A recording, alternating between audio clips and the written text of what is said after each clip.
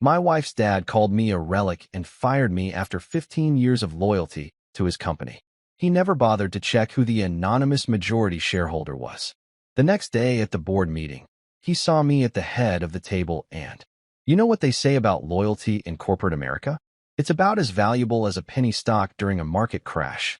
But hey, I was young, dumb, and fresh out of Columbia Law School with stars in my eyes and a naive belief that hard work actually meant something in this cutthroat world of billionaire fortunes and hostile takeovers. 15 years. 15 goddamn years I gave to Harold Vance and his so-called boutique law and tech consulting firm. Boutique, that's rich. When I started, the place was hemorrhaging money faster than a Series B startup burning through venture capital funding. The office looked like something out of a 1990s legal drama, complete with outdated filing systems and a compliance department that couldn't tell the difference between securities fraud and tax evasion if their lives depended on it. I walked in there straight from law school graduation, still wearing my cap and gown like some kind of legal superhero cape, thinking I was going to change the world one contract at a time. Harold hired me as a compliance analyst, basically the corporate equivalent of a hall monitor. My job? Make sure the firm didn't accidentally commit any federal crimes while chasing after those sweet billionaire client retainers. But here's the thing about being underestimated in the legal industry. It gives you one hell of an advantage.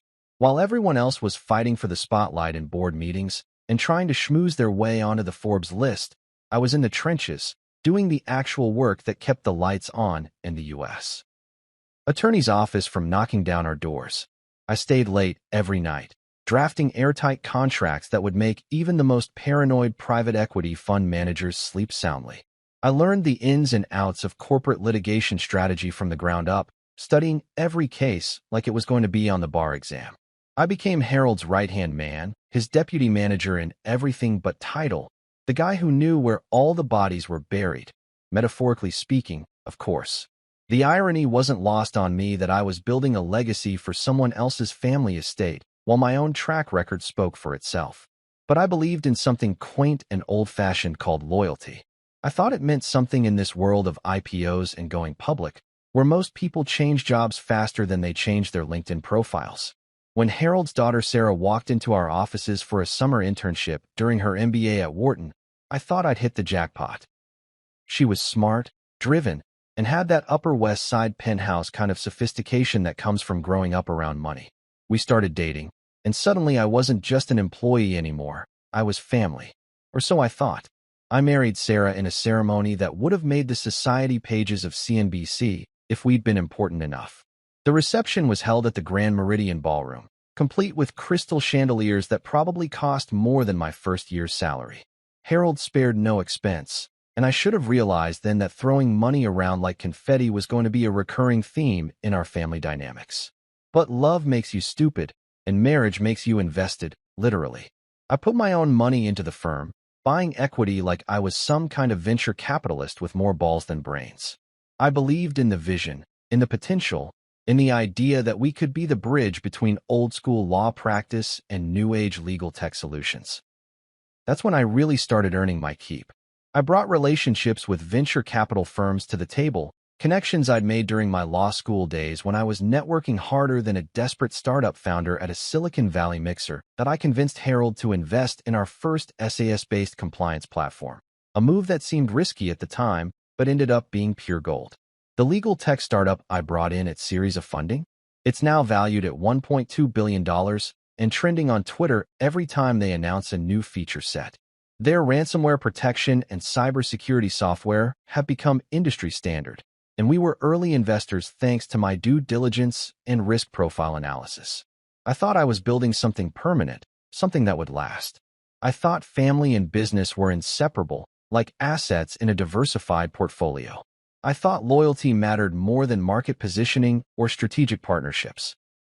I thought I was creating a sustainable increase in value for everyone involved. For 15 years, I was the steady one. While Harold chased flashy acquisitions and tried to get us featured in TechCrunch, I was making sure we had repeat customers and word-of-mouth referrals that kept the revenue flowing.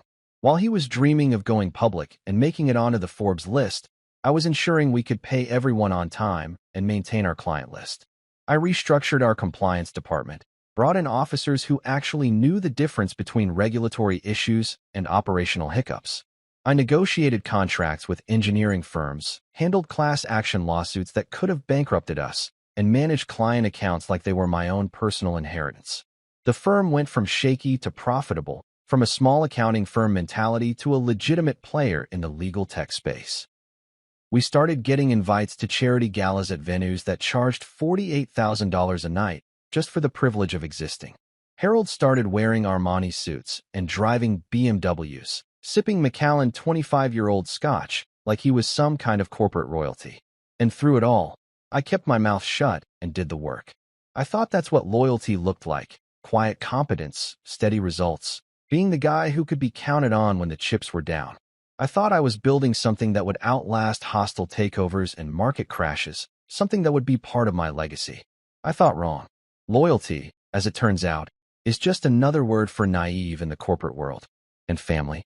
Well, that's just a word people use right before they screw you over in the most spectacular way possible. But I'm getting ahead of myself. That revelation was still coming, served up with a side of public humiliation and a healthy dose of reality. You want to know what 15 years of loyalty gets you in the corporate world? A front row seat to your own professional execution, served with a side of premium scotch and enough humiliation to last a lifetime. The venue Harold chose for my firing wasn't some sterile boardroom or quiet corner office. Oh no, that would have been too dignified for a man who'd clearly watched too many episodes of corporate drama and thought dramatic flair was a legitimate business strategy. Instead, he rented out the penthouse event space at the Meridian Tower, a $48,000 a night Manhattan venue that screamed, "Look at me, I have more money than sense." The place was all floor-to-ceiling windows, marble floors that probably cost more than most people's annual salary, and the kind of crystal chandeliers that made you feel like you were attending a charity gala for entitled assholes. I should have known something was up when Sarah, my wife, Harold's daughter, and apparently the world's most spineless human being, suggested we meet there for what she called a family business discussion. In hindsight, that phrase should have set off more red flags than a Chinese military parade. But hey, I was still operating under the delusion that family meant something in this equation. Harold was already there when I arrived, standing by those ridiculous floor-to-ceiling windows like he was posing for the cover of Fortune magazine. He had that look, you know the one I'm talking about. That smug, self-satisfied expression that successful men get when they're about to destroy someone's life, and they think they're being clever about it. He was wearing a Tom Ford suit that probably cost more than my first car, and in his hand was a crystal tumbler filled with what I immediately recognized as Macallan 25-year-old. The irony wasn't lost on me that he was drinking scotch that cost more per ounce than most people make in an hour, in a venue that cost more per night than most people's mortgage payments, to fire the guy who'd made it all possible. But then again, irony has never been in short supply in the corporate world. It's probably the only renewable resource we've got. "Arthur," he said, not bothering to turn around when I walked in. "Glad you could make it. Sarah's running a bit late. Board meeting with the venture capitalists from New York Investment Group. You understand how it is with Series B funding rounds." I understood, all right. I understood that my own wife was probably getting briefed on how to react when her father destroyed her husband's career. But I played along, because that's what 15 years of corporate conditioning does to you. It makes you polite even when you're walking into your own execution. "Nice place," I said, looking around at the obscene display of wealth. "Special occasion?" Harold finally turned around, and that's when I saw it. The look. Not the usual condescending paternalism I'd grown accustomed to over the years, but something colder. Something that suggested the man who'd once called me his right-hand man had already mentally written my obituary. "You could say that," he replied, taking a sip of that liquid gold. "I've been thinking about the future of the firm, about where we're headed in this new economy. Legal tech is moving fast, Arthur. Faster than I think some people can keep up with. Here it comes," I thought. The speech. Every corporate executioner has one. The carefully rehearsed monologue that's supposed to make the victim feel like their professional death is somehow for the greater good. I'd seen it happen to others over the years, but I'd never expected to be on the receiving end. Shows how much I knew about loyalty in the age of private equity and hostile takeovers. "The thing is," Harold continued, swirling that scotch like he was conducting a symphony. We need people who can move at the speed of innovation. People who understand that in today's market, you're either disrupting or you're getting disrupted. There's no middle ground anymore. I wanted to laugh. This from the man who still printed out emails and asked his secretary to explain Twitter to him on a monthly basis. This from the guy who thought blockchain was something you put on a bicycle. But I kept my mouth shut and let him continue his performance. I've been talking to some consultants, McKinsey types, and they've convinced me that we need a complete restructuring. New blood, fresh perspectives, people who grew up digital instead of having to adapt to it. McKinsey consultants. Of course, because nothing says, I'm about to make a terrible business decision, quite like paying 7 figures to have a bunch of Ivy League MBAs tell you what you want to hear. I'd seen this playbook before, usually right before companies hemorrhaged talent and lost half their client base to competitors. Sarah walked in right on cue, like this whole thing had been choreographed. She was wearing a designer dress that probably cost more than most people's rent, and she had that look. The same look women get when they're about to watch their husbands get fed to the corporate wolves and they've already decided not to intervene. Sorry I'm late, she said, not making eye contact with me. The VC meeting ran long. You know how these private equity guys are. They want to see every line item in the portfolio before they commit to the next funding round. I should have realized then that she was speaking in code, that every word out of her mouth was designed to remind me of my place in the pecking order. But I was still clinging to the naive belief that marriage meant something, that family loyalty trumped corporate politics. Harold set down his glass and looked me dead in the eye. Arthur, I'm going to be direct with you. We need to make some changes. Your approach, methodical, cautious, deliberate, it worked for us in the past. But frankly, you're becoming a relic. A relic. The word hit me like a punch to the gut, not because it was insulting, but because it was so perfectly calculated. Harold had always been good with words. It's why he'd made partner at his old firm before going solo. He knew exactly which buttons to push to make it hurt.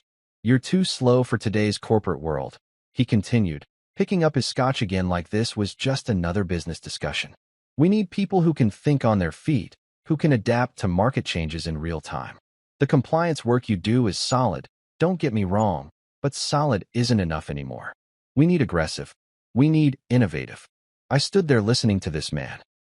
This man whose firm I'd saved from bankruptcy, whose daughter I'd married, whose legal tech investments I'd secured, tell me that 15 years of loyalty and competence were somehow insufficient for the modern economy. The same modern economy that was built on exactly the kind of steady, methodical work I'd been doing all along. But here's the thing about corporate betrayal. It's never really about performance or innovation or any of the buzzwords they throw around in board meetings. It's about power, control, and ego. Harold hadn't fired me because I was ineffective. He'd fired me because I'd become too effective, too integral to the firm's success. I was a threat to his narrative of indispensability. I think it's time for you to explore other opportunities, he said, as if he was doing me some kind of favor. Sarah and I have discussed it, and we both agree this is the right move for everyone involved. I looked at my wife.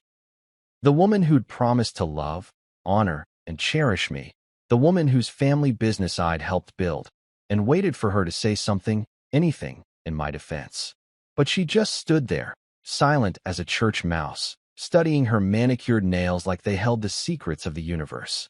You know what's funny about being publicly humiliated in a $48,000 a night venue? The walk to your office afterward feels like a goddamn funeral march, except you're both the corpse and the only mourner stupid enough to show up. Every employee, paralegal, and compliance officer in that marble-floored monument to legal mediocrity knew exactly what had just happened. Word travels fast in corporate America, faster than insider trading tips and twice as damaging to your reputation. The elevator ride up to my office felt longer than a Senate judiciary hearing. 23 floors of pure, unadulterated corporate shame, with each ding of the elevator marking another second of my professional life circling the drain. I could practically feel the whispered conversations happening behind closed doors, the kind of office gossip that spreads through law firms like ransomware through an unprotected network. Did you hear? Arthur got the axe. Finally, Harold's been wanting to restructure for months. I heard it was brutal. Called him a relic right to his face. His own wife was there and didn't say a word. Yeah, I could imagine the conversations. In the legal industry, there's nothing quite like watching a partner get publicly executed to remind everyone else of their own mortality. It's like being a witness to a corporate car crash. You can't look away, but you sure as hell don't want to be next. My corner office on the 23rd floor had been my sanctuary for the better part of a decade. Floor-to-ceiling windows with a view of Central Park, a mahogany desk that cost more than most people's cars, and enough legal tomes to stock a small law library.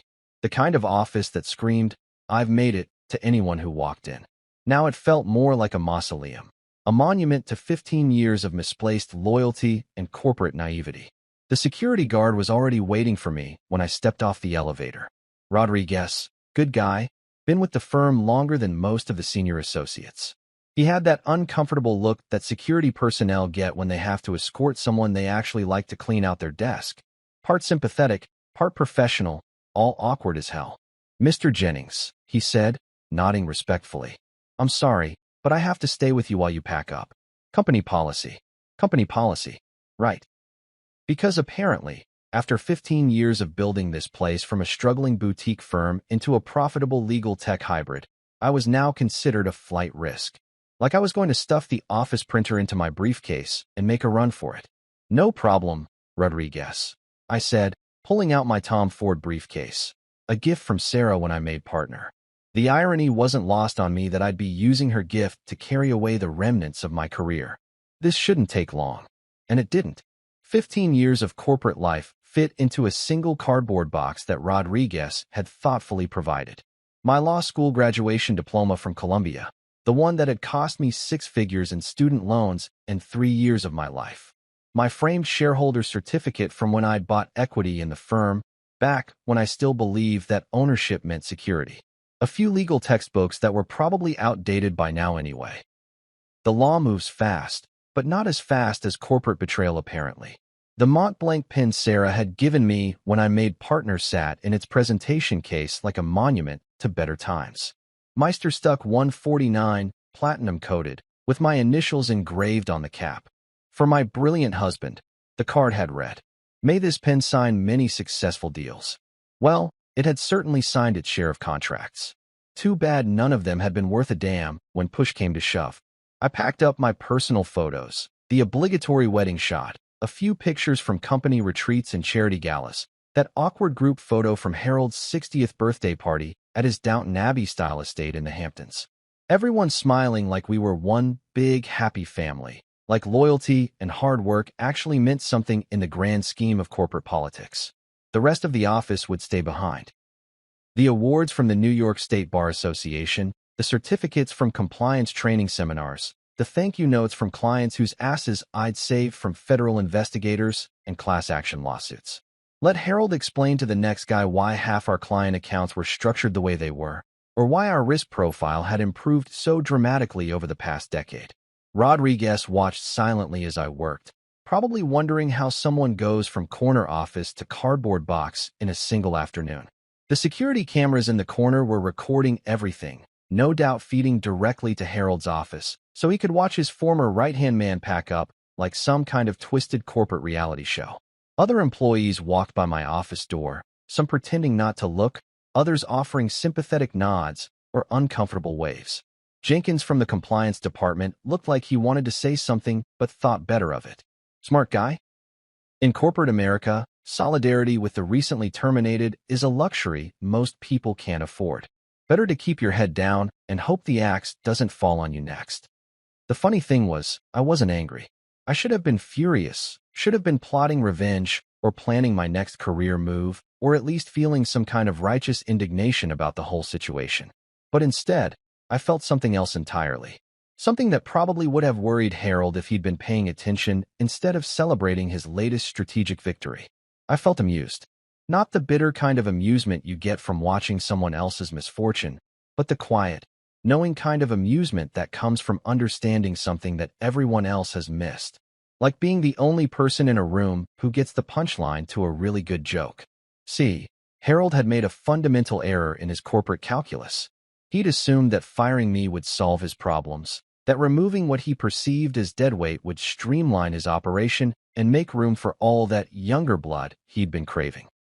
He'd treated me like an employee, like someone whose value to the organization began and ended with my ability to show up and do the work.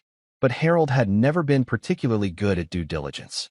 It's why he'd nearly lost the firm during the 2008 financial crisis, why he'd made so many bad acquisition decisions over the years, why he needed someone like me to handle the actual business of running a business while he focused on playing corporate kingpin. If he'd been better at due diligence, he might have taken a closer look at the shareholder registry.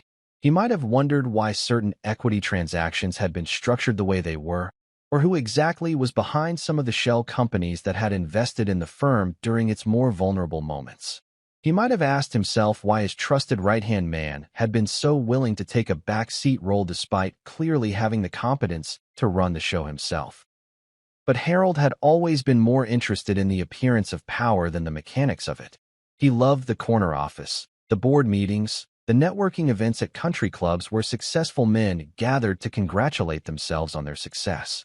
The actual work, the contracts, the compliance issues, the financial structuring that kept it all legal and profitable, that was for other people to worry about. As I taped up the cardboard box and prepared to take my walk of shame, I smiled. Not the defeated smile of a man whose career had just been destroyed, but the quiet, confident smile of someone who knew a secret that was about to change everything.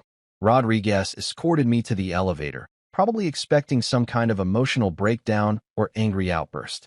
Instead, I thanked him for his professionalism, shook his hand, and stepped into the elevator with my single box of personal effects.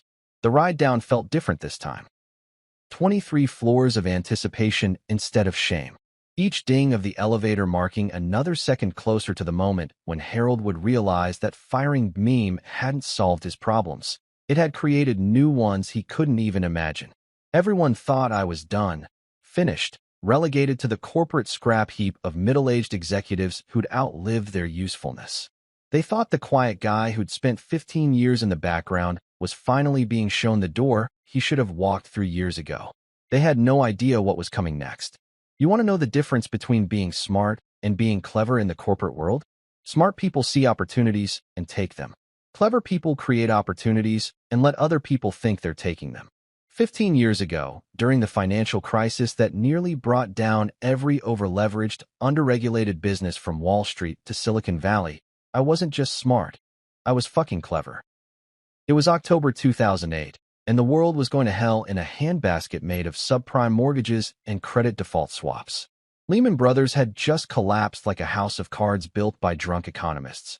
AIG was getting bailed out by taxpayers who couldn't spell derivative if their lives depended on it, and every private equity fund in Manhattan was hemorrhaging money faster than a Series A startup with no business model. Harold's firm wasn't immune to the carnage. Hell, we were probably more vulnerable than most. Small boutique law firms don't exactly have the kind of diversified client portfolio that weathers economic tsunamis.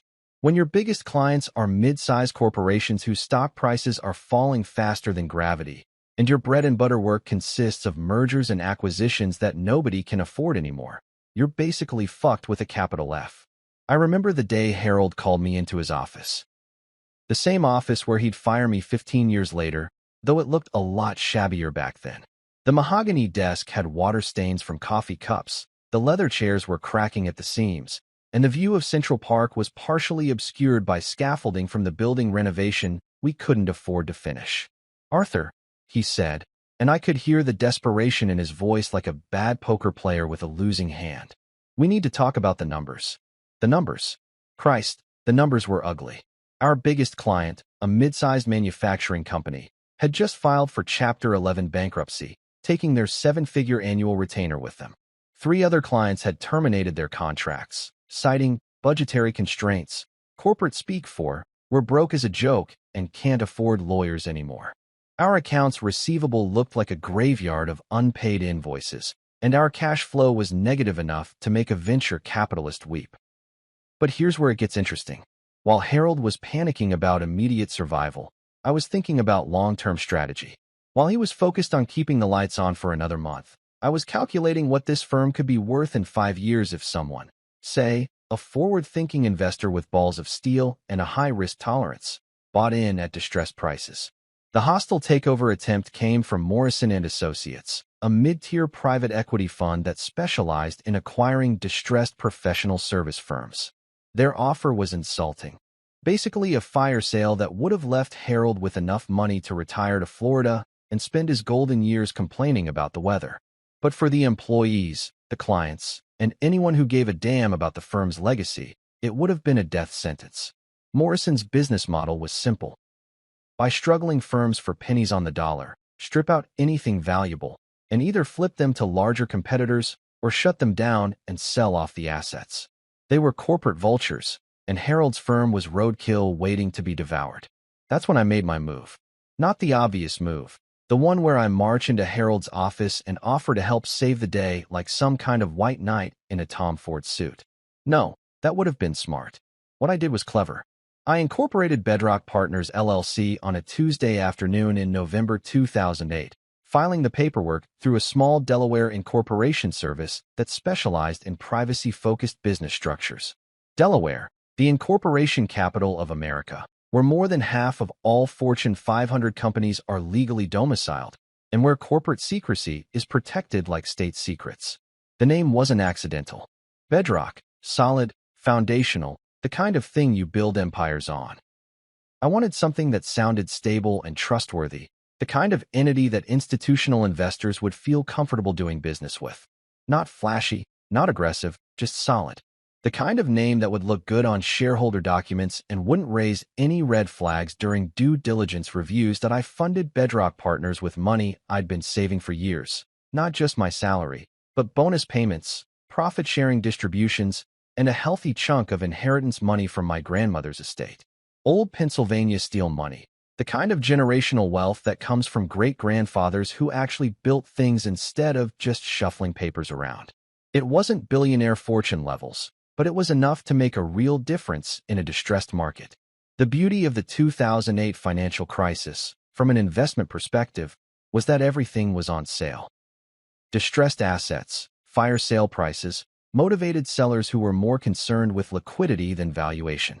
It was like Black Friday for sophisticated investors, except instead of fighting over discounted televisions, you were acquiring equity positions in businesses that would be worth 10 times more once the market recovered. I started buying Harold's firm's distressed shares through a series of carefully structured transactions. Not all at once. That would have attracted attention and driven up the price.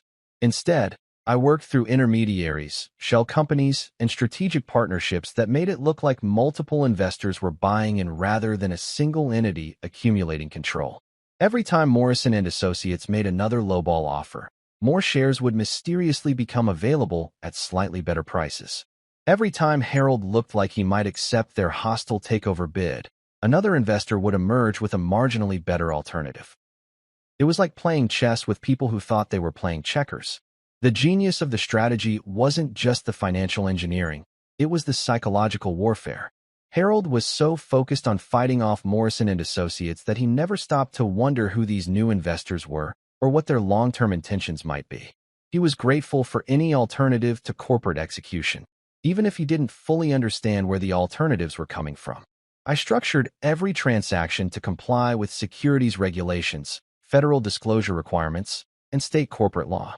Everything was legal, everything was properly documented, and everything was designed to fly under the radar of anyone who wasn't specifically looking for it. Due diligence? I was the guy who wrote the firm's due diligence procedures. Risk assessment? I had designed our risk profile analysis protocols from the ground up. By the time the dust settled in early 2009, Bedrock Partners controlled 62% of Harold's firm. Not through a single massive acquisition that would have triggered disclosure requirements or regulatory scrutiny, but through dozens of smaller transactions that individually looked like routine investment activity. Death by 1,000 cuts, except in reverse, resurrection by 1,000 investments. Harold never asked the right questions. He never wondered why so many investors were suddenly interested in his struggling firm. He never questioned why the acquisition terms were so favorable to existing management, or why the new investors seemed so hands-off about day-to-day operations. He was just grateful to have survived Morrison & Associates' hostile takeover attempt. The beautiful irony was that Harold thought he'd won. He'd fought off the corporate vultures, maintained control of his firm, and secured enough capital to weather the financial crisis. He gave interviews to legal industry publications about the importance of strategic partnerships and the value of patient capital. He probably thought he was some kind of corporate mastermind. But here's what Harold never understood about corporate governance. Control isn't about titles or corner offices or who gets their name on the letterhead. Control is about votes. Control is about board meetings and shareholder agreements and the kind of legal documentation that determines who actually runs the show when push comes to shove. I never put my name on any of the contracts. I never demanded a seat on the board of directors. I never asked for public recognition or credit for saving the firm.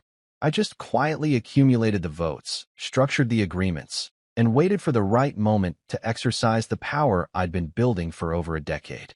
Because here's the thing about clever people in corporate America. We don't need the spotlight. We don't need the recognition. We just need the leverage. And when the time comes to use that leverage, when some ungrateful son of a bitch decides to call us relics and fire us in front of our own wives, we smile quietly and remember that patience is the ultimate corporate weapon. Harold thought he was firing an employee. What he was actually doing was waking up his boss. You know what they say about revenge being a dish best served cold? That's amateur hour bullshit. Real revenge, corporate revenge, isn't served cold.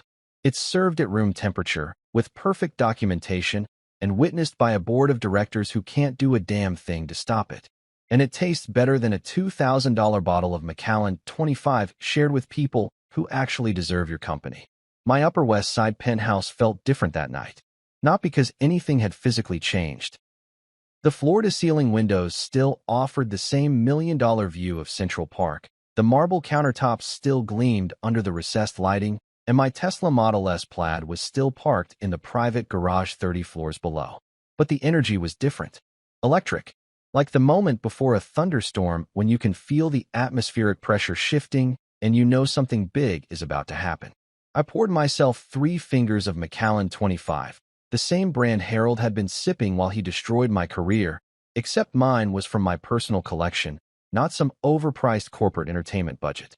The irony wasn't lost on me that I was drinking better scotch than the man who'd just fired me, in a home that probably cost more than his annual revenue. But then again, Harold had never been particularly good at connecting dots or understanding the bigger picture. I loosened my Tom Ford tie. The charcoal gray one Sarah had bought me for our 5th wedding anniversary, back when she still pretended to give a shit about our marriage. Funny how a piece of silk can carry so much emotional baggage. I should probably burn the thing, but it was a damn good tie, and letting Harold's betrayal ruin my taste in neckwear would be giving him too much power over my life. The steel security case sat in my home office like a monument to paranoia and forward thinking. Biometric lock, fireproof construction, the kind of thing that government contractors use to store classified documents. Overkill for most people's important papers, but then again, most people don't spend 15 years quietly accumulating enough corporate leverage to stage a bloodless coup. Inside the case was a leather binder that would make any compliance officer weep with joy. Not because it was beautiful, though the Italian leather was admittedly gorgeous, but because it contained the kind of documentation that corporate lawyers dream about. Every I dotted, every T crossed, every legal requirement satisfied with the kind of obsessive attention to detail that comes from spending your entire career in regulatory compliance. The binder was organized with the precision of a Supreme Court brief and the thoroughness of a federal investigation. Section 1. Articles of Incorporation for Bedrock Partners, LLC, complete with Delaware filing receipts and corporate registration documents. Section 2. Shareholder Agreements, meticulously drafted to comply with securities regulations and structured to provide maximum flexibility in corporate governance decisions. Section 3. Board resolutions, proxy statements, and voting agreements that would make a private equity fund manager jealous. But the real masterpiece was buried in Section 4. The original bylaws of Harold's firm, as amended and restated over the past 15 years. Most people think bylaws are boring corporate housekeeping. The kind of legal paperwork that gets filed away and forgotten until someone needs to settle a dispute about board meeting procedures or voting rights. But bylaws are actually the DNA of corporate power. They determine who can do what, when they can do it, and how much notice they have to give before they blow up someone's world. Article 7, Section 2 was my favorite piece of legal craftsmanship. Not because I'd written it. Harold's original corporate attorney had drafted the language back when the firm was still small enough to meet in his kitchen, but because I'd recognized its potential and made sure it survived every subsequent revision and restructuring. The majority shareholder reserves the right to call an emergency board meeting with 48 hours notice to all directors and officers, provided such notice is delivered in writing and specifies the general nature of the business to be conducted. 48 hours. 2 business days. Less time than it takes most people to plan a weekend dinner party, and I could completely restructure the leadership of a multi-million-dollar law firm. It wasn't a loophole. Loopholes are accidental gaps in legal documentation that clever lawyers exploit. This was a deliberate feature, designed by paranoid founders who wanted to make sure they could act quickly if their company was ever threatened by hostile forces. The beautiful irony was that Harold had no idea this provision existed. Oh, he'd signed off on the bylaws over the years. Corporate governance requires regular board approval of fundamental documents. But Harold had always been more interested in the business side of running a law firm than the legal mechanics. He left the boring stuff to people like me, people who actually understood that corporate power flows through documentation, not personality. I flipped through the pages like a general reviewing battle plans. Proxy statements that would allow me to vote the shares of smaller investors who'd be more than happy to side with new management. Board resolutions that would restructure the firm's executive leadership with surgical precision. Shareholder agreements that would protect the interests of employees and clients while removing the cancer that had been metastasizing in the corner office for far too long. Everything was legal. Everything was properly documented. Everything was designed to withstand the kind of legal challenges that desperate former executives tend to file when they realize they've been outmaneuvered by someone they thought was beneath them. I'd spent 15 years building this corporate weapon, and Harold had just given me the perfect reason to use it. My phone sat on the desk next to the binder, and I stared at it for a long moment before picking it up. The contact list read like a who's who of Columbia Law School alumni who'd gone on to successful careers in corporate governance. But the name I was looking for was special. James Morrison, chairman of the board of directors, and my former study partner from constitutional law class. Morrison wasn't related to the vultures who'd tried to acquire the firm during the financial crisis. That was just one of those cosmic coincidences that make you believe in poetic justice. James Morrison was old-school corporate governance, the kind of guy who actually read shareholder agreements before signing them and understood that board service was a fiduciary responsibility, not a social networking opportunity. I'd recommended him for the board position 3 years earlier, when Harold was looking to add some gravitas and institutional credibility to the firm's governance structure. What Harold really wanted was a prestigious name he could drop at charity galas and country club dinners. What he got was a man who took corporate oversight seriously and wouldn't hesitate to do the right thing when presented with clear evidence of management failure. The call connected on the second ring. "Arthur," Morrison said, and I could hear the surprise in his voice. "I heard about today. I'm sorry. That must have been difficult." Word traveled fast in legal circles, especially when it involved public humiliation at expensive Manhattan venues. I wondered if Morrison had heard about Sarah's silence or Harold's speech about relics and modern corporate agility. Probably both. "James," I said, settling back in my leather chair with the scotch warming my throat and the binder open in front of me. "I need to call an emergency board meeting. Article 7, Section 2 of the corporate bylaws. I'm invoking my rights as majority shareholder." The silence on the other end of the line stretched for about 10 seconds.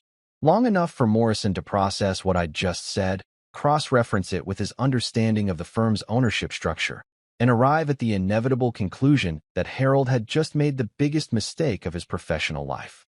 "Jesus Christ, Arthur," Morrison finally said, and I could practically hear him smiling through the phone. "How long have you been sitting on this?" 15 years. I replied, taking another sip of scotch and feeling the weight of corporate justice settling into place like pieces of a perfectly crafted legal argument. But I think it's time to stop sitting. The revolution would begin in 48 hours, and Harold wouldn't see it coming until it was far too late to stop. You want to know the beautiful thing about having leverage in corporate America? It's not just the power to destroy people. though that's certainly satisfying when they've earned it. It's the power to ignore them completely while they slowly realize they're fucked. There's something almost zen-like about watching powerful people discover that their power was always an illusion, especially when they're calling you every 5 minutes begging for explanations you're under no obligation to provide. My iPhone started buzzing at 6:47 a.m., exactly 13 hours after I'd placed the call to James Morrison. I was in my home gym, working through my morning routine on a Peloton that cost more than most people's cars, when Harold's name appeared on the screen like a bad rash that wouldn't go away. I let it go to voicemail and increased my resistance level. Physical fitness and emotional satisfaction, killing two birds with one perfectly timed corporate stone.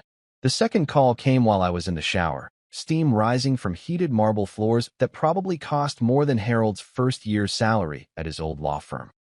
Sarah this time, no doubt calling on Daddy's behalf because Harold was too proud to grovel directly.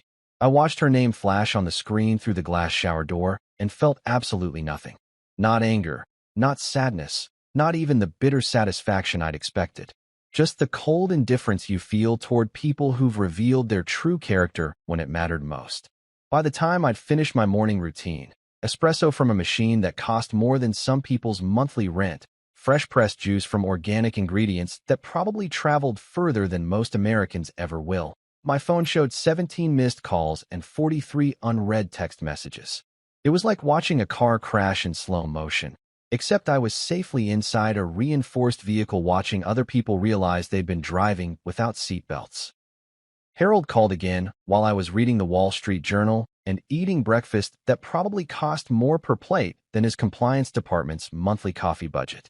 This time I actually picked up, not because I wanted to talk to him, but because I was curious to hear what panic sounded like in a man who'd spent his entire career believing he was untouchable.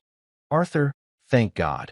Harold's voice came through the speaker with the kind of desperation usually reserved for people calling their lawyers from jail cells. We need to talk. There's been some kind of misunderstanding about the shareholder registry. Misunderstanding. That was rich. Like accidentally acquiring majority control of someone's company was the corporate equivalent of a simple accounting error. I took a sip of my espresso, Ethiopian single-origin beans that probably cost more per pound than Harold paid his paralegals per hour, and let the silence stretch until it became uncomfortable. Arthur, are you there? I'm here, Harold, I said, not bothering to hide the amusement in my voice. Just enjoying my coffee. You know how it is. Retired people have all the time in the world for the simple pleasures. I could practically hear his blood pressure spiking through the phone. Retired? Arthur, you're not retired. There's been some kind of mistake with the corporate filings.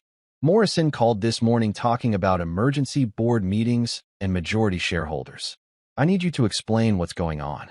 The beautiful thing about corporate karma is that it's always perfectly timed. Harold had spent 15 years treating me like an employee whose opinions were occasionally useful, but ultimately disposable. Now he was calling me before 8 a.m., begging for explanations like a first-year associate who'd just realized he'd missed a filing deadline. No mistake, Harold, I said, picking up a piece of toast topped with what was probably the most expensive avocado in Manhattan. Everything's been filed properly with the appropriate regulatory agencies. Due diligence was conducted according to securities regulations. All shareholder notifications have been delivered in compliance with Delaware corporate law. Another pause, longer this time. I could almost hear the wheels turning in Harold's head as he tried to process the fact that his former right-hand man was speaking to him in the same tone he usually reserved for opposing counsel in hostile litigation. I don't understand, Harold said, and for the first time in 15 years, he was telling the absolute truth. How can you be a majority shareholder? When did this happen? How could I explain 15 years of patient investment strategy to a man who thought corporate planning meant deciding which charity gala to sponsor for maximum networking value? How could I describe the beauty of Delaware incorporation law to someone who'd never bothered to read his own company's bylaws? It's been happening for quite some time, Harold, I said, walking over to my floor-to-ceiling windows to watch the morning traffic crawl through Central Park. You might want to review your shareholder agreements. Article 7, Section 2 is particularly relevant to your current situation. I hung up before he could respond, not out of anger, but out of sheer indifference to whatever excuses or explanations he might offer. The time for conversation had passed the moment he'd called me a relic in front of my wife and expected me to quietly disappear into corporate obscurity. The calls kept coming.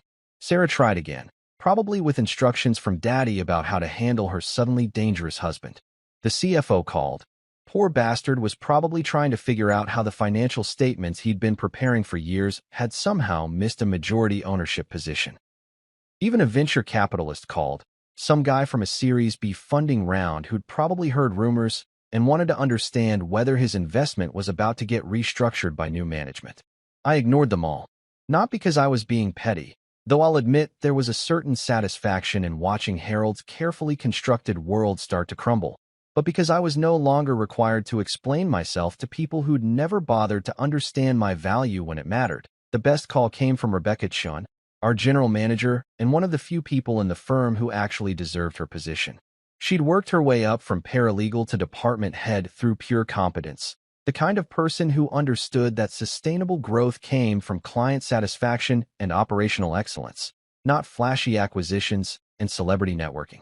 Arthur, she said when I finally answered, I just wanted you to know that not everyone agreed with what happened yesterday. Some of us have been hoping for changes in leadership for quite some time. That was interesting. While Harold had been playing corporate king in his corner office, the actual managers, the people who handled client accounts and managed daily operations, had apparently been watching his performance with the same enthusiasm most people reserve for root canal procedures. I appreciate that, Rebecca, I said. I think you'll find the next few days quite interesting from a corporate governance perspective. I'm hoping so, she replied. This place used to be about the work.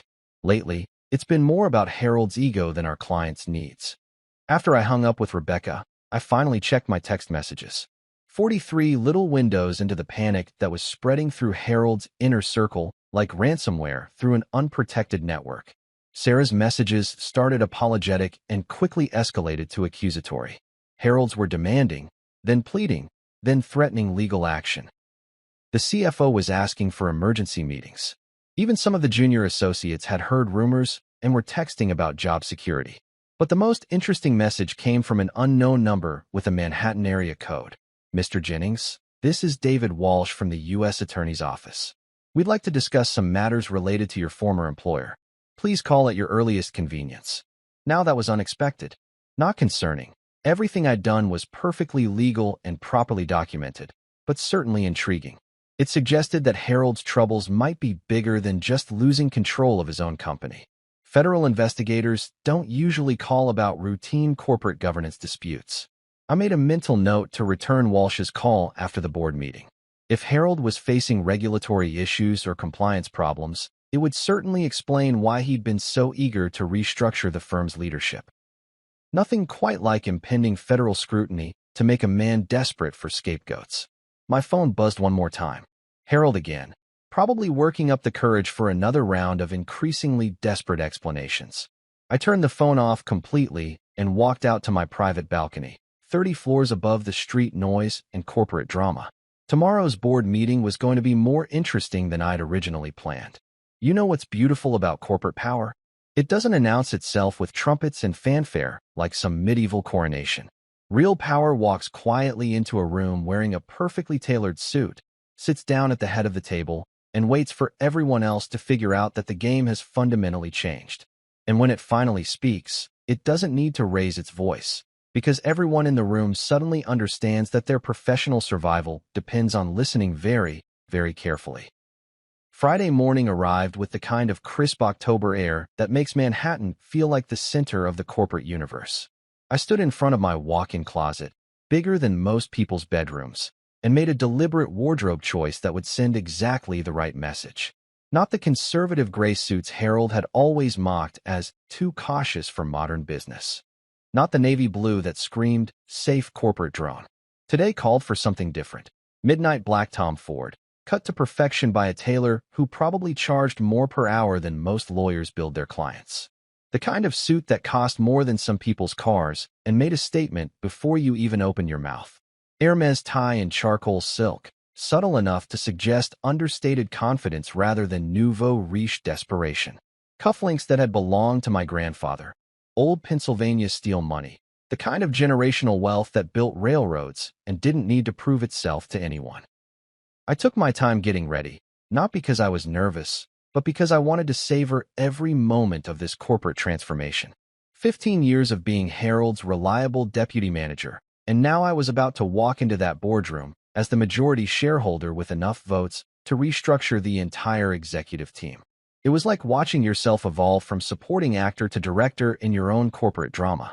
My Tesla Model S Plaid was waiting in the private garage, detailed to showroom perfection and probably worth more than Harold's annual salary back when he was starting his legal career. The drive to the office took 23 minutes through Manhattan traffic, 23 minutes of anticipation that felt like the longest and shortest ride of my professional life. The Meridian Tower looked different somehow, like a building I was seeing for the first time instead of a place where I'd spent the better part of 2 decades.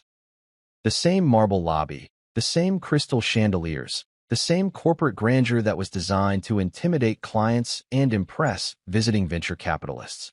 But today, walking through that lobby felt like arriving at my own coronation rather than reporting for duty. The elevator ride to the 42nd floor boardroom felt different too. Instead of the familiar anxiety of preparing for another meeting where Harold would take credit for my work and dismiss my suggestions, I felt the calm confidence that comes with holding all the cards in a poker game where everyone else is still trying to figure out what's trump. The boardroom itself was Harold's pride and joy, floor-to-ceiling windows with views of Central Park, a conference table that probably cost more than most people's annual income, and leather chairs that squeaked just enough to remind everyone how expensive they were.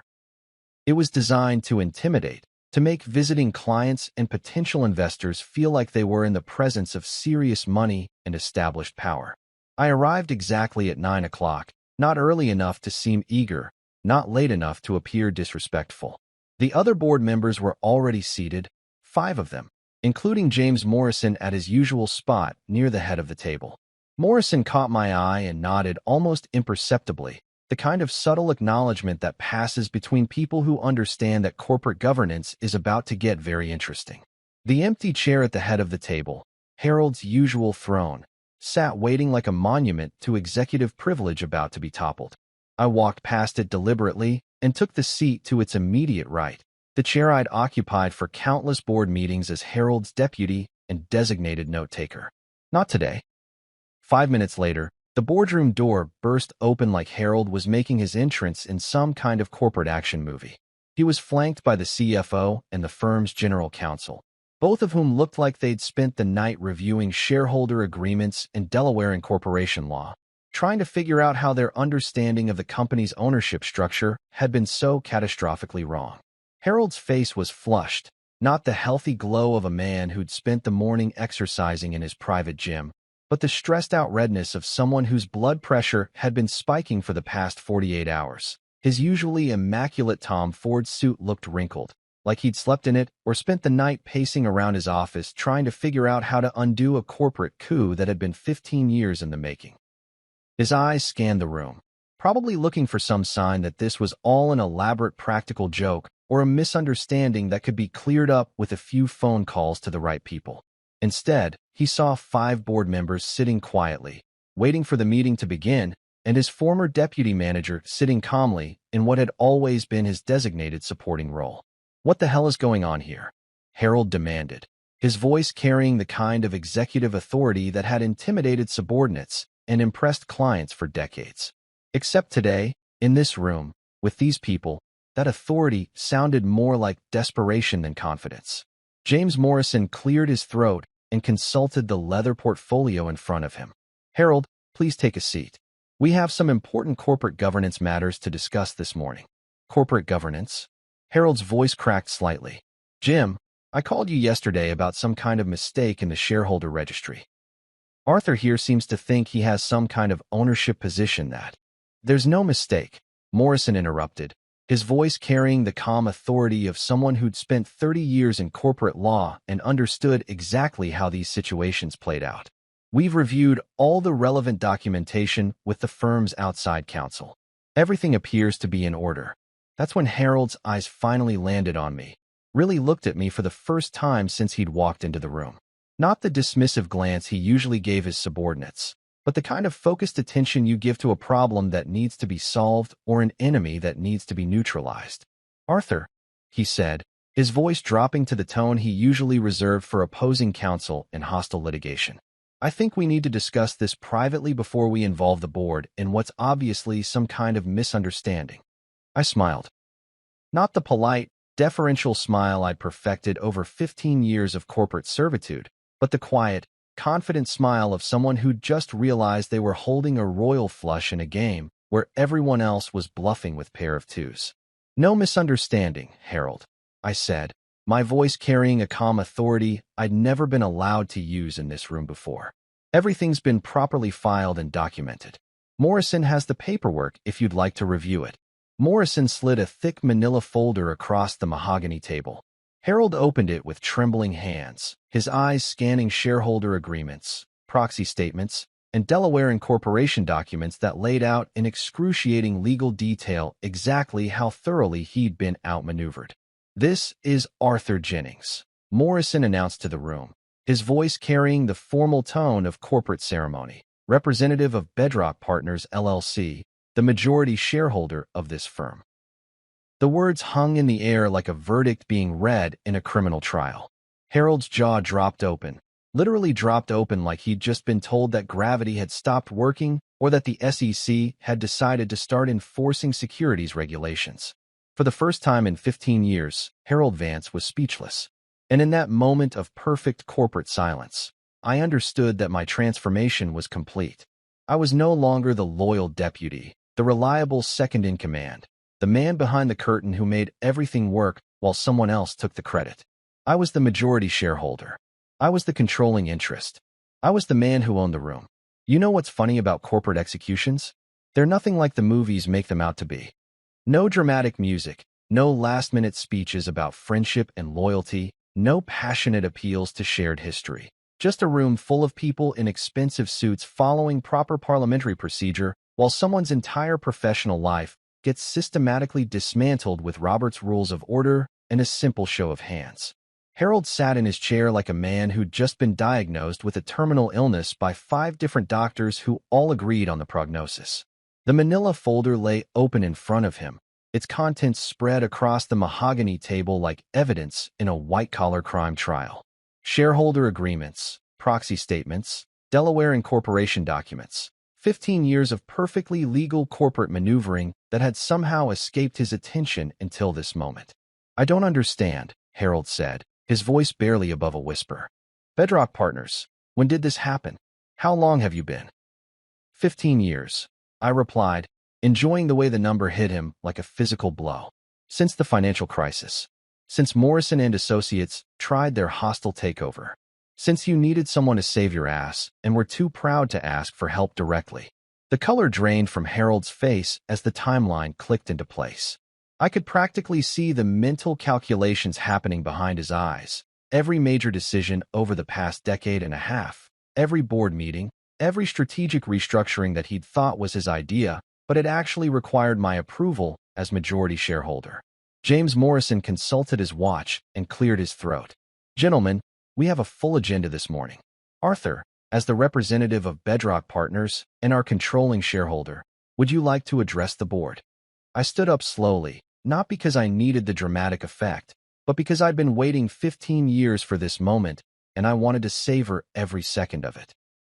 The other board members, successful lawyers and business executives who'd seen plenty of corporate coups in their careers, watched with the kind of professional fascination that comes from witnessing a master class in long-term strategic planning.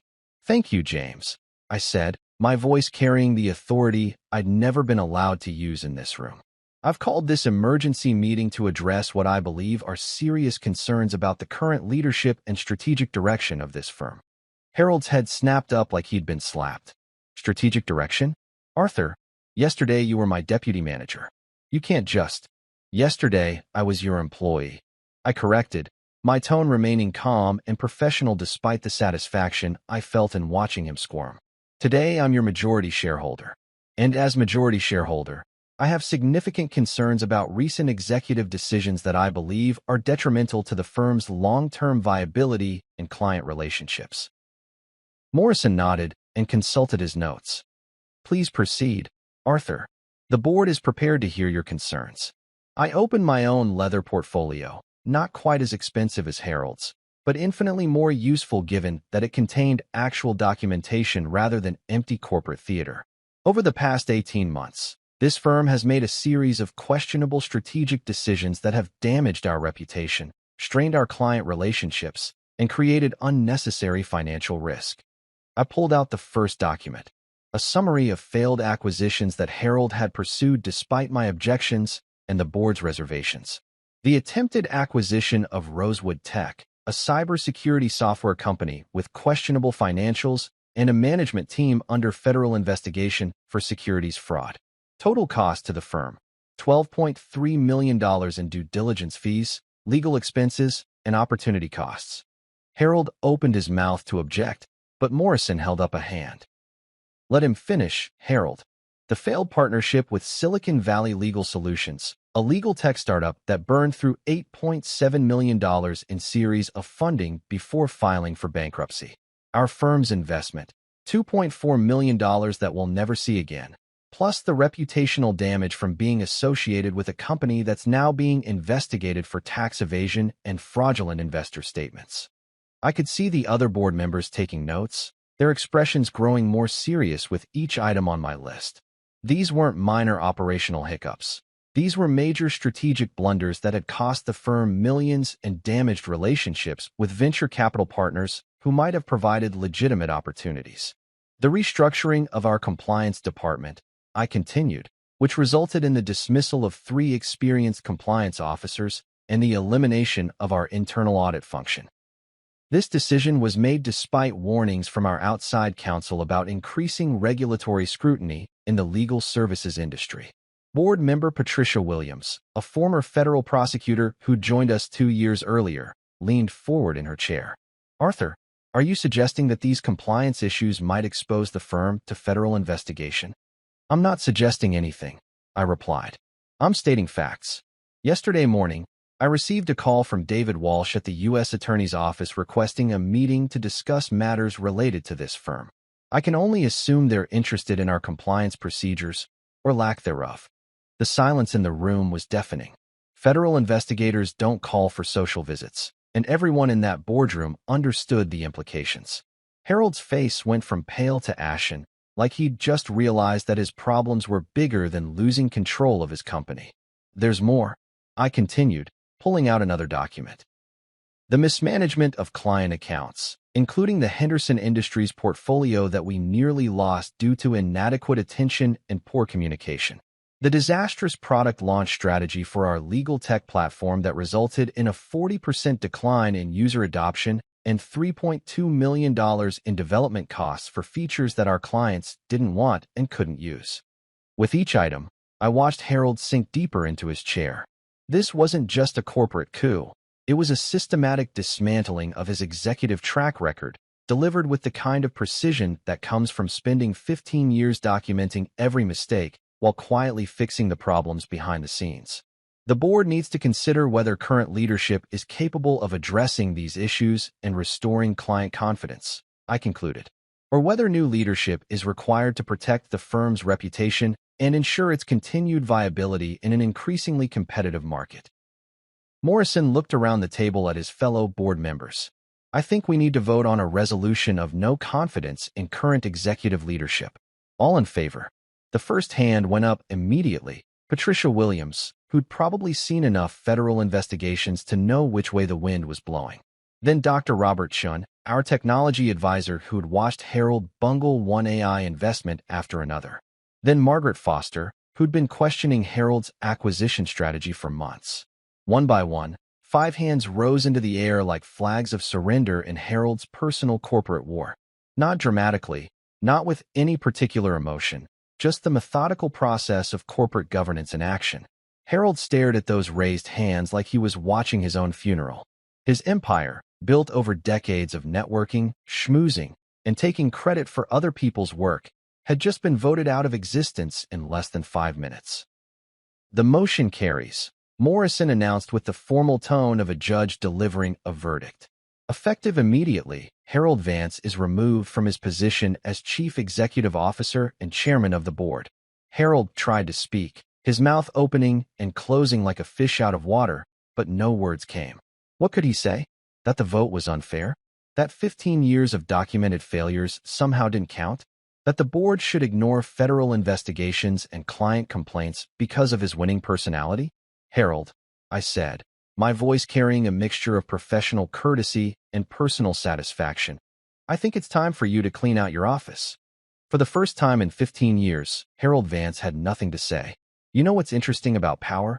Most people think it's about making grand gestures and dramatic announcements, like some kind of corporate superhero swooping in to save the day with flashy acquisitions and revolutionary strategies. But real power, sustainable power, is about understanding that the best leadership is usually invisible. It's about fixing problems so quietly and efficiently that most people don't even realize there were problems to begin with. When the board turned to me after Harold's removal, 5 pairs of eyes looking for direction from the man who'd just orchestrated the most polite corporate execution in Manhattan legal history, I didn't launch into some inspirational speech about vision and transformation. I didn't pound the mahogany table and declare a new era of aggressive expansion and disruptive innovation.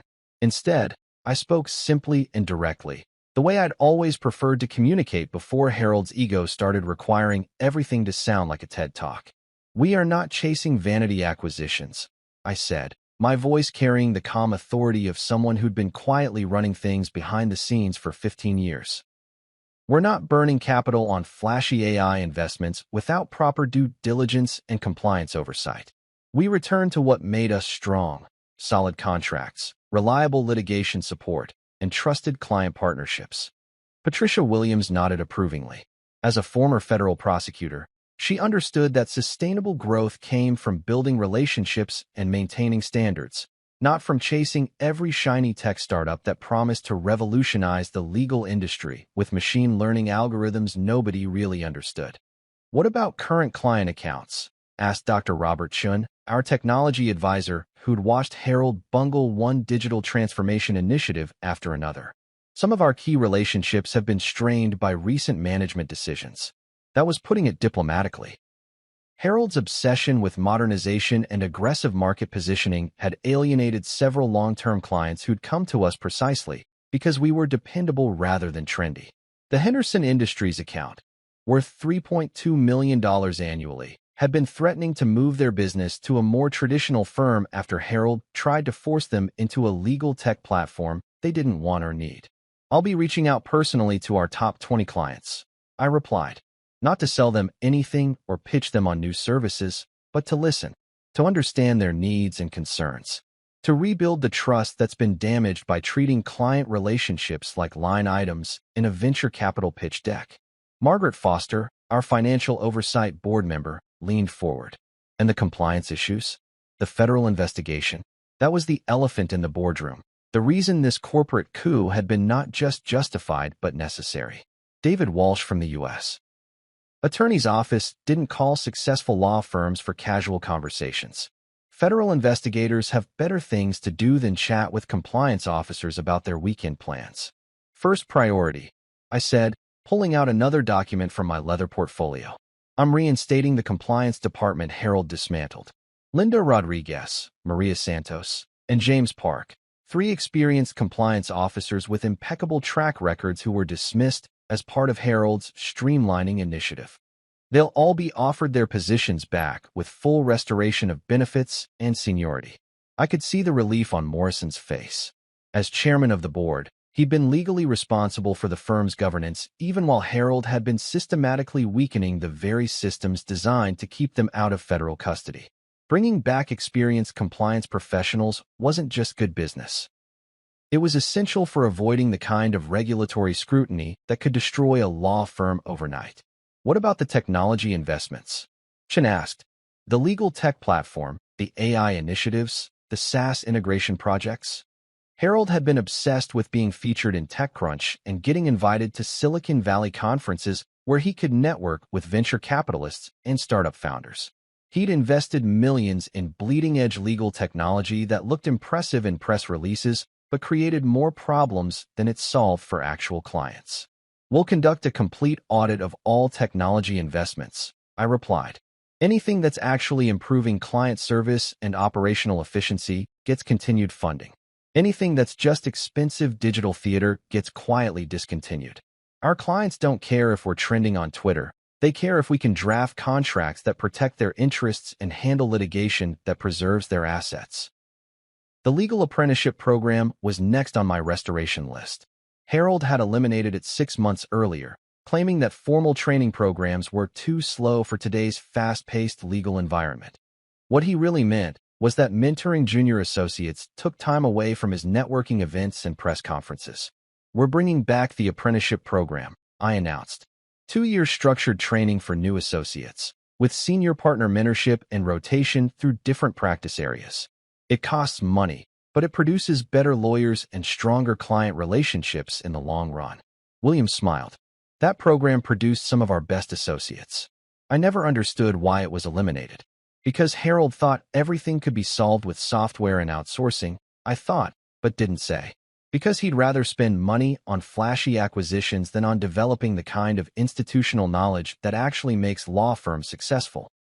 The meeting concluded with assignments and timelines that felt refreshingly practical after years of Harold's grandiose strategic planning sessions. Real deadlines for actual problems, not aspirational goals for revolutionary market disruption. Within 3 months, I wanted client satisfaction surveys completed, compliance protocols restored, and a realistic assessment of which technology investments were worth preserving. Over the following weeks, I discovered just how much damage Harold's leadership had inflicted on the firm's operational foundation. Client accounts that should have been routine renewals were being shopped to competitors. Talented associates were quietly updating their LinkedIn profiles and taking calls from headhunters. The compliance department's absence had created gaps in regulatory filings that could have triggered federal investigations even without whatever had prompted David Walsh's call. But restoration, it turned out, was easier than I'd expected. The basic infrastructure was still solid. I'd made sure of that during my 15 years of quiet stewardship. The client relationships just needed attention rather than revolution. The technology systems needed optimization rather than replacement. The staff needed leadership rather than inspiration. Rebecca Chun, our general manager, became my closest ally in the restoration process. She'd been quietly holding things together while Harold chased his corporate fantasy, managing day-to-day operations with the kind of competent professionalism that actually keeps law firms profitable.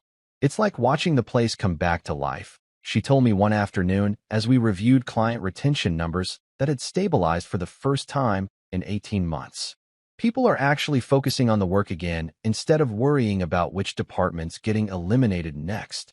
The financial results spoke for themselves. Within 6 months, revenue had climbed 23% compared to Harold's final year as CEO. Not because we'd landed some massive new client or launched a revolutionary legal tech platform, but because we'd returned to the fundamentals that had made the firm successful in the first place. Competent legal work, reliable client service, and the kind of operational stability that allows good lawyers to do their best work. Client referrals increased. Associate retention improved. The compliance department earned recognition from the New York State Bar Association for best practices in regulatory adherence. We weren't making headlines in business publications, but we were making money and serving clients, which, it turned out, was exactly what we should have been doing all along. Harold's vision of disruption and transformation had nearly destroyed everything we'd built. My vision of restoration and competence had saved it. 6 months after the boardroom coup that sent shockwaves through Manhattan's legal circles, I sat in my corner office, the same one Harold had occupied for 15 years, sipping Macallan 25 and watching the sun set over Central Park. The irony wasn't lost on me that I'd finally claimed the throne I'd been quietly building for over a decade, only to discover that power felt exactly like I'd expected, satisfying, but not transformative. Harold vanished like a bad merger, rumors floating through legal industry cocktail parties about private equity, hush money, and NDAs thick enough to choke a securities lawyer. Some said he'd moved to Florida. Others claimed he was consulting for offshore investment funds. I didn't particularly care. Men like Harold always land somewhere. Corporate mediocrity is surprisingly portable. Sarah filed for divorce 3 weeks after the board meeting, her attorney citing irreconcilable differences, as if my refusal to remain a doormat constituted some kind of personal failing. She kept the Hamptons house. I kept my self-respect and majority ownership of a now profitable law firm. Fair trade. My Tesla Model S Plaid still occupied the same spot in the private garage. My Tom Ford suit still hung in the same walk-in closet, and my Upper West Side penthouse still offered the same million-dollar views. But everything felt different now, not because the trappings of success had changed, but because I'd finally stopped pretending someone else's approval mattered more than my own competence. The firm thrived under actual leadership. Client retention hit 94%, associate satisfaction scores reached all-time highs, and our compliance department became the gold standard other firms tried to emulate. We weren't the flashiest law firm in Manhattan, but we were dependable, profitable, and exactly what our clients needed us to be. In corporate law, finance, and life, I'd learned the most important lesson of all. It's not about who speaks the loudest in boardroom meetings or gets featured on CNBC business segments. It's not about hostile takeovers or venture capital funding rounds or getting your name trending on Twitter after some revolutionary legal tech announcement. Real power, sustainable power, belongs to whoever owns the room. And ownership, as it turns out, is just another word for patience.